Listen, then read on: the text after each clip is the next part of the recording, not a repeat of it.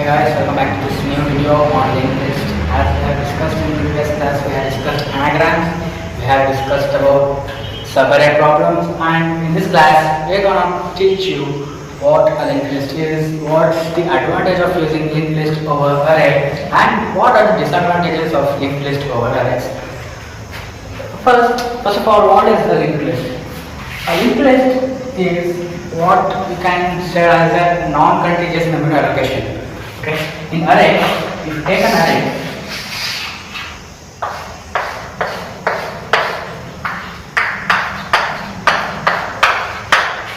these are the array indices, and let me take these are array elements. Okay. What happens in memory is, in case of arrays, these memory locations should be contiguous in manner. For example, if this memory location is 0800, let it be 000, then this should be the next memory itself. It should be the next memory location itself. It cannot be some 0 like that. Okay? This should be the next memory location itself. So, if the size of the array grows, as we are dealing with only 5 numbered elements, this may not be a problem for us. But once you get into a company, the array sizes will be more. Take an example like some company X has your information or else has your age representing an array. 15, 28, just like this. And if the company has 1 million customers, then the length of this array would be 1 million, that is 10 lakhs. Can you imagine 1 million of memory holding contiguously? It's not possible. It is possible, but it is not feasible though. When the application is specific to this memory itself, then this could be feasible. But what we do in linked list is, we store these elements in a non-contiguous manner. You might have studied about contiguous and non-contiguous memory allocations in your operating system, right? This is what happens. Now, coming to linked list, what happens in linked list is, these same elements, I take the array here. Array elements are 1, 2, 3, 4, and 5. Okay, these arrays have indexes 0, 1, 2, 3 and 4. So what do we do in linked list is, we will convert each of these values into a node, which looks something like this. And the node has two fields in it. One is the data card, and the other is a pointer pointing to the next memory location.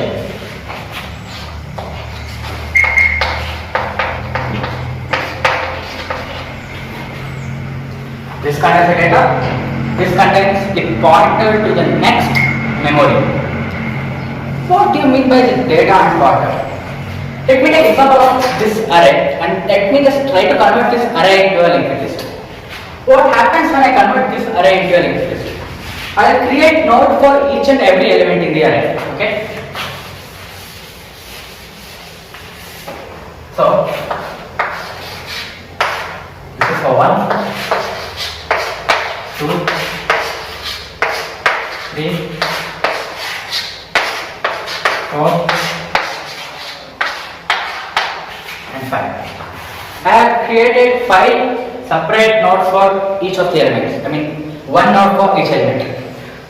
And this part of every node contains the data, right?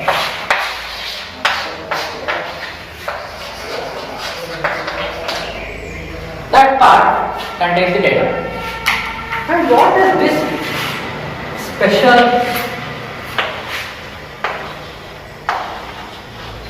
area do? It will point to the next memory location. To the next element. What's the next element of 1 over here? This is 2, right? So once pointer data will point to the next element's data, and 2 will point to 3 because the next element of 2 is 3, and 3 will point to 4, 4 will point to 5, 5 will point to a special value called as null. In Python, it's sometimes also known as none. But in many of the languages, it's known as null. Because none is nothing, right? Yeah. But the thing is, this point should be pointed by something, right? Otherwise, you cannot get this pointer's value. I mean, you cannot get this data. You cannot get the location of this element. That's why we use a concept called as head pointer. Head node actually. So what we do is, before creating the linked list of those huge elements and list, what we do is we create a node called as head node. And this head node doesn't have any data in it. But it has a pointer which points the first memory location. Okay, but you can access this just by typing head dot data.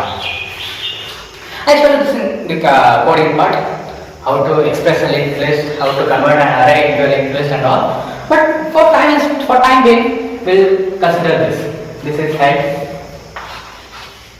dot data. Okay. So this is a representation of a linked list. This is an example of single linked list. Someone says it's single linked list or single linked list. Doesn't matter. This is a single linked list case. Single linked list means the pointer, there is only one pointer in single linked list that will point to the next data element. There is no connection from 3 to 2. No, there is only connection from 2 to 3. There is no connection from 3 to 2. That's what the case in single linked list. Now coming to a doubly linked list.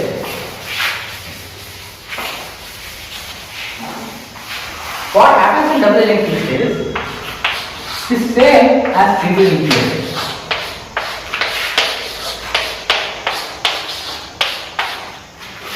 This will contain data. We have a head node over here. Head node is pointing to the first memory location. What we have here is these two cells are initially, but we want a pointer reference to the next memory location, right? We just do it.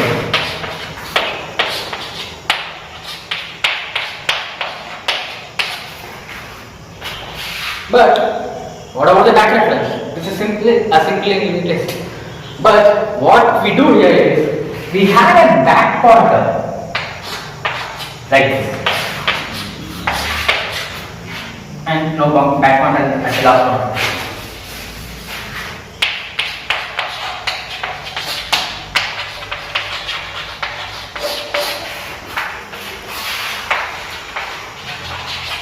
This is the case of double linked list. So, if you are at node 2, okay, this is you, okay, if I am at node 2, I can get into either node 1 or node 3 at the same time. That is, it's a move of one operation. Move of one is constant operation. You might have studied about analysis of algorithms. Analysis of algorithms is move of 1, move of n, move of log n, move of n log n, move of n square, move of n factorial. This many. We just come into the analysis part of the linked list over in just a bit. So this is not the case in double linked list. Now this is the case of double linked list.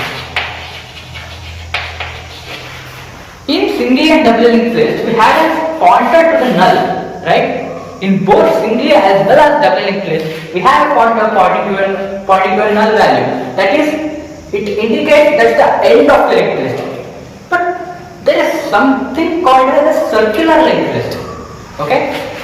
Now coming to circular linked list,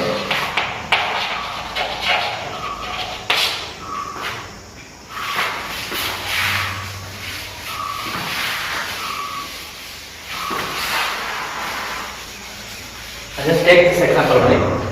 Well, coming to the example of circular linked list, it doesn't have a value called as null, or the last pointer doesn't point to a value null. Okay. Instead of it, the last pointer will point to the first element. Will point to the first node in the linked list. This is a classic example of a cyclic linked list. It's not cyclic linked list, or it is the circular linked list. There's another case known as cyclic linked list. But it is not exactly a type of linked list. Instead of pointing this to the first element, you can point it anywhere. This will give us a cyclic linked list. So, what's the use of linked list over this? We'll give that example now.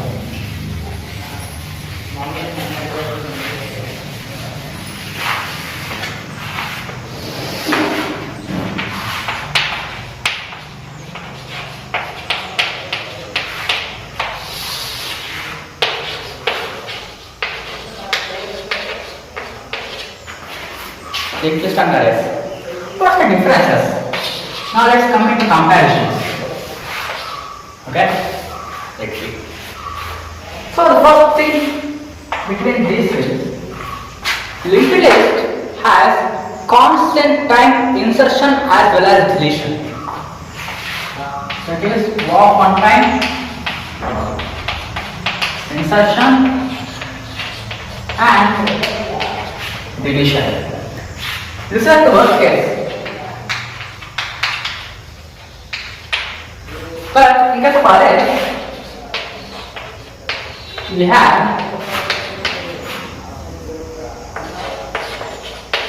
linear time insertion and deletion.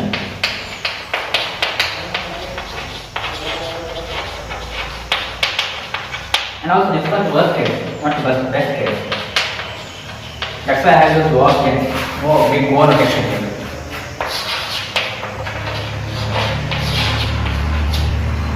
Big O notation indicates the worst case.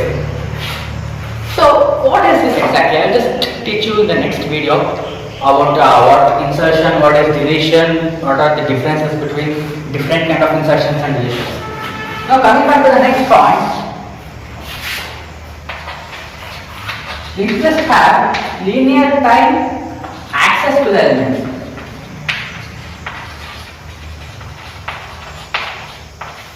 Whereas arrays have constant time access to the elements.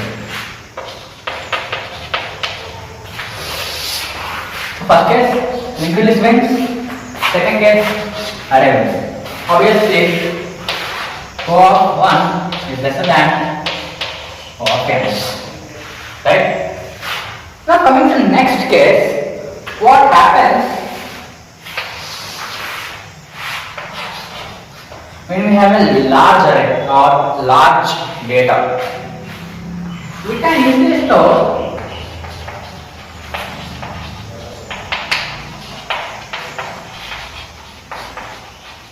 large data,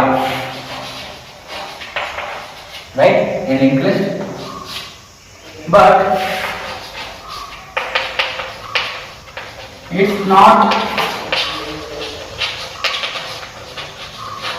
that easy to store in array. Because array is a contiguous memory. So I could have even added the first point itself. But this is just analysis. This is contiguous allocation. This is non-contiguous allocation. Okay, coming to the last point, what happens in case of memory, right? Linked list should get the value of that node, that is data. Like if we have an array of 1, 2, 3 and we have a linked list of 1, 2 and 3, both should contain data in it, right? Okay, that's null. But what happens in case of linked list is, it should have a pointer pointing to the next node. Like this. But that's not the case in array. So array doesn't need any kind of pointers, but linked list does.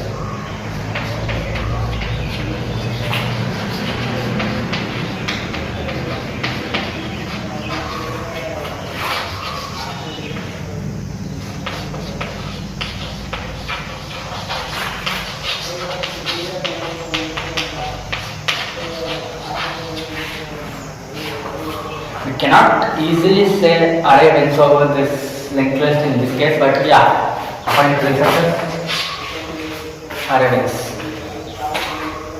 Now coming to the conclusion, whether to choose linked list over array or to choose array over linked list, it's completely dependent on you. If you are constantly performing insertion and deletion operation on the set, then it's better to use linked list. Or else if you just divide your work, like if you are just accessing the elements all the time and if you are inserting or deleting the element like null times means around 1% or 10% of the time, then it's better to go for arrays. And even arrays have less memory, arrays need less memory because there is no need of pointers. In case of single linked list we need one pointer, in case of double linked list we need two pointers, and in case of circular linked list it's God's thing. But linked list is actually not that good. I'm not saying it's not good, it's not that good when it comes to Netscape.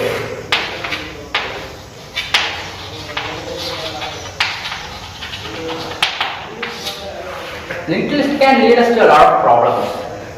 If the code is not right or if the code is not correct, linked list, that is especially circular linked list, can end up in a loop, correct, infinite loop. But it's not the case of array. If you use a for loop in an array, there is no need of edge case. So this was exactly the differences between linked list and array. The next video I will show you how you can create a linked list, how you can insert and delete values or else nodes in the linked list. Thank you.